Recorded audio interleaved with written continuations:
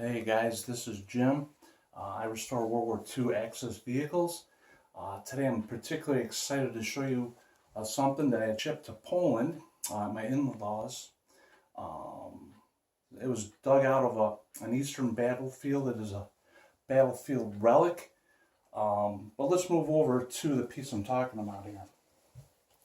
Here is the backside of an LTV Z38 Czechoslovakian armored vehicle. There were several variations made. Initially it was a turreted tank. Let me show you the other side. This backside here would go onto the glacis plate, and this is where the driver would sit. The driver sits on these type of vehicles on the right side. We'll come back to that in a second. So here's the front part of the visor, obviously ground dug, obviously pitted fairly a fair amount. So showing this to people, to show people what I'm up against, the kind of things I need to do. The best way I've been told to fix this is to go ahead and have this all welded, new metal added, and then go ahead to a machine shop and have it machined even.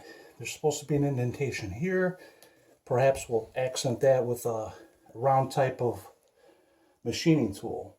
Top of it seems to be in pretty good condition.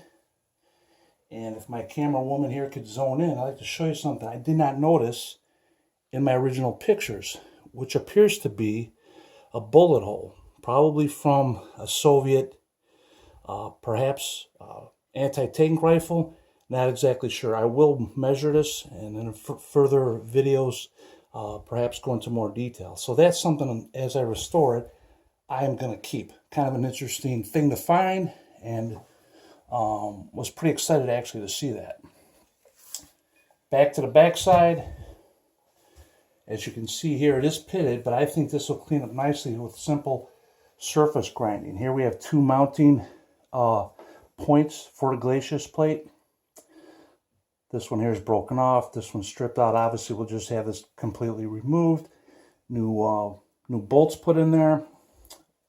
Threaded rod, and have that's where we'll position it onto the glacis plate. Spring is severely pitted. This will be replaced. Obviously, it's missing a handle to open it. Some kind of other hardware goes onto here. I'll have to further research exactly what I'm missing, but a handle does go on here for opening it. So if you want to use it when you're driving and not in combat, or to let the hot air out.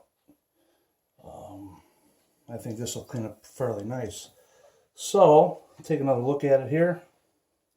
Cool thing is, now that I have one, if I can't find another one, I have all the dimensions I need to make another one exact copy.